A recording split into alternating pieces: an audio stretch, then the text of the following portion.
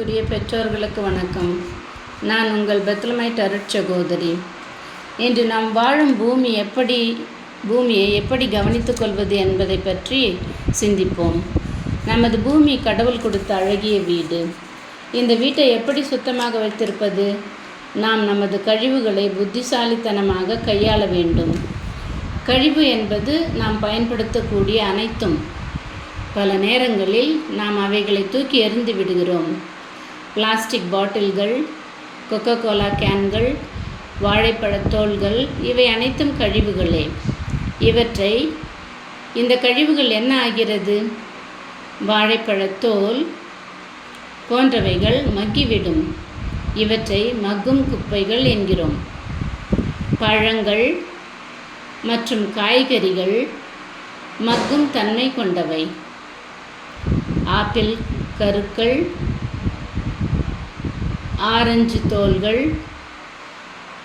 அழுகிய தக்காளி இவைகள் எளிதில் மக்கிவிடும். ஆனால் சோடா பாட்டில்கள், கேன்கள் மற்றும் பிளாஸ்டிக் பாட்டில்கள் மக்காதவை. இவைகளை மக்க வைக்க நீண்ட நேரம் தேவைப்படும். ஸ்டைரோஃபோம் கோப்பைகள், ரப்பர் பந்துகள், கண்ணாடி ஜாடிகள் மக்க நீண்ட நாட்கள் எடுக்கும். இந்த பொருள்களில் எது விரைவாக உடைந்துவிடும்?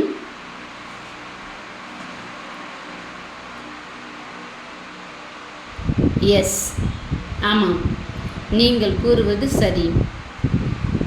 வாழைப்பழத்தோல் மற்றும் ஆப்பிள் கருக்கள் விரைவாக உடைந்துவிடும். ஏனெனில் அவை மக்கும் தன்மை கொண்டவை.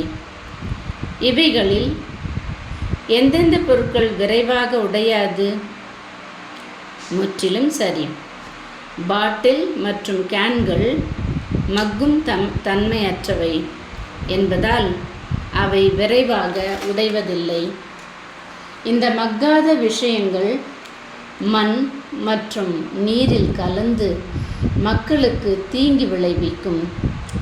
நம் தரையும் தண்ணீரும் விஷமாக மாறும். அவைகள் நம்மையும் நம் மக்களையும் நோய்வாய்ப்படுத்தலாம்.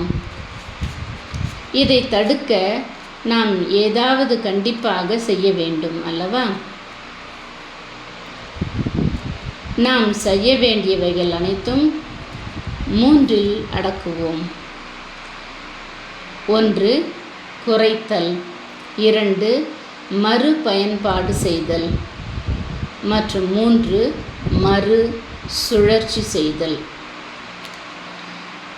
குறைத்தல் என்றால் என்ன? குறைத்தல் என்றால் விரைவாக அழிக்க முடியாத விஷயங்களை குறைவாக பயன்படுத்துவது. குறுகிய காலத்திற்கு தேவையான பொருள்களை வாங்காமல் மற்றவர்களிடம் கேட்டு பயன்படுத்துவது. காரை பயன்படுத்துவதற்கு பதிலாக நடக்கலாம், அல்லது லிஃப்ட் கேட்டு செல்லலாம், அல்லது பேருந்தில் செல்லலாம். நாம் வழக்கமாக தட்டுகள் மற்றும் டம்ளர்களை பயன்படுத்தலாம். காகிதம் மற்றும் பிளாஸ்டிக் பொருட்களை தவிர்க்கலாம். நமது சொந்த ஷாப்பிங் பைகளை பயன்படுத்தலாம். பிளாஸ்டிக் பைகளை வேண்டாம் என்று கூறி தவிர்க்கலாம். பிளாஸ்டிக் பைகள் அழிய 100 ஆண்டுகள் ஆகும். மறு பயன்பாடு என்பது மீண்டும் பயன்படுத்துதல். நாம் எதையாவது பயன்படுத்துவதில்லை என்றால் அதை தூக்கி எறிவதற்கு பதிலாக அவற்றை இன்னொருவருக்கு கொடுக்கலாம். பொம்மைகள், துணிகள், கேன்கள், பெட்டிகள் மற்றும் பிளாஸ்டிக் பொருட்களை மீண்டும் பயன்படுத்தலாம். பொருட்களை உள்ளே வைத்துக்கொள்ள அவற்றை பயன்படுத்தலாம். மதிய உணவை பிளாஸ்டிக் பைகளில் அல்லாமல் கொள்கலன்களில் அல்லது டிஃபன் பாக்ஸில் எடுத்துக்கொள்ளலாம். மறுசுழற்சி என்பது பழைய ஒன்றை பயன்படுத்தி வேறு ஒன்றை தயாரிப்பதாகும். பழைய கேன்கள் புதிய கேன்களை உருவாக்குகின்றன. பழைய தாள்கள் புதிய காகிதங்களை உருவாக்குகின்றன. பழைய பிளாஸ்டிக் புதிய பொம்மைகளை உருவாக்குகின்றது. நாம் கடையில் வாங்கும் போதே சுழற்சி செய்யக்கூடிய பொருள்களை வாங்கலாம். இப்பொழுது இந்த பொருட்களை இவற்றின் பொருத்தமான கொள்கலன்களுக்கு இணைப்போம். மறுசுழற்சி தொட்டி, குப்பை தொட்டி அல்லது உரம் தொட்டி. அழுகிய பழங்கள் மற்றும் தக்காளிகளை உரத்தொட்டியில் கொண்டு செல்ல வேண்டும். டைப்பரும் பேனாவும் குப்பை தொட்டிக்குள் செல்கின்றன. காகிதம், பாட்டில்கள் மற்றும் சோடா ஆகியவை மறுசுழற்சி தொட்டிக்கு செல்லலாம்.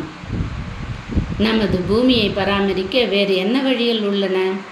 நாம் நமது இயற்கை வளங்களை சேமிக்க முடியும். இயற்கை வளங்கள் என்றால் நீர், உணவு, காற்று, தாவரங்கள், விலங்குகள் மற்றும் ஆற்றலை குறிக்கும். நாம் இவற்றை காப்பாற்ற வேண்டும். நாம் குளிக்கும்போது தண்ணீரை சேமிக்க முடியும். குறைந்த தண்ணீரை பயன்படுத்த முயற்சிக்கவும். மழைநீரை சேகரித்து தோட்டத்திற்கு ஊற்றலாம். வெளியில் உள்ள பொருட்களை கழுவ பயன்படுத்தலாம். பூமிக்கு உதவ நாம் தோட்டத்தை நடலாம்.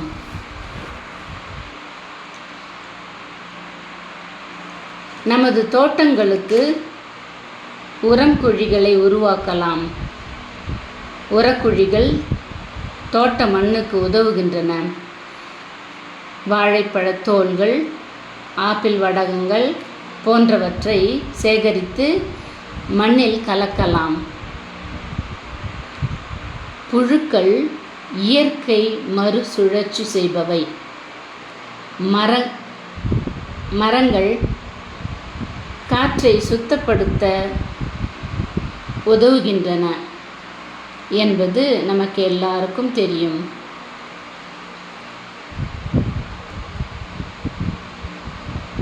மரங்கள் ஆக்சிஜனை விட்டு நாம் நன்றாக சுவாசிக்க உதவுகிறது.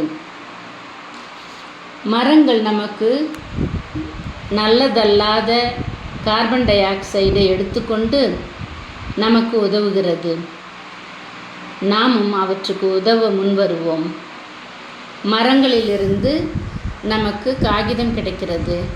நாம் காகிதத்தை குறைவாக பயன்படுத்துவதன் மூலம் அவற்றிற்கு உதவலாம். சில மரங்களை வெட்டாமல் காப்பாற்ற உதவும். மற்றொன்று ஆற்றலை சேமிப்பது. தேவையில்லாத போது விளக்குகளை அணைக்கலாம். டிவி மற்றும் கம்ப்யூட்டர்களை யாரும் பயன்படுத்தாத போது அவற்றை ஆஃப் செய்யலாம். பூமியை பராமரிக்க பல வழிகள் உள்ளன.